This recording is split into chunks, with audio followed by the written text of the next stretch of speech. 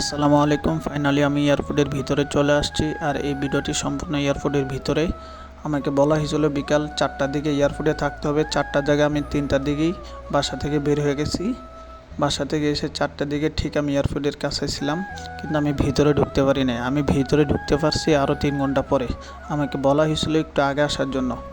তার জন্য এত হয়রানি আমার জানা ছিল না। 3টার দিকে আমি বাসা থেকে বের হয়ে 4টার দিকে এয়ারপোর্টে আসছি। 4টার দিকে এসে আমি এয়ারপোর্টের ভিতরে 7টার দিকে ঢুকতে পারছি। প্রায় 3 ঘন্টার মতো আমি বাইরে বসেছিলাম। যাই হোক, সব কিছু আল্লাহর ইচ্ছা, আল্লাহর রহমত আমি এয়ারপোর্টের ভিতরে ঢুকে গেছি। আর এই এয়ারপোর্টের ভিতরটা কেমন আমি এই ভিডিওর মাধ্যমে আপনাদেরকে দেখানোর চেষ্টা করতেছি। তো যারা বিদেশে আসেননি, অনেকের ইচ্ছা এয়ারপোর্টের ভিতরটি কেমন, তাদের জন্য আজকের এই ভিডিওটি। আর যারা আসা যাওয়া করেন তারা তো সবসময় দেখেন। আর এই ভিডিওটি হচ্ছে আরও 1 বছর আগের ভিডিও। আমি তো আগেই বলেছিলাম আমার মেমোরিতে ভিডিও করা আছে, আমি আপলোড দিই নাই। এখন সময় হয়েছে, আমি আপলোড দিলাম। এখন যদিও বাংলাদেশ অন্যরকম হয়ে গেছে। যাই হোক, সবাই ভিডিওটি শেয়ার করে দিবেন। আসসালামু আলাইকুম।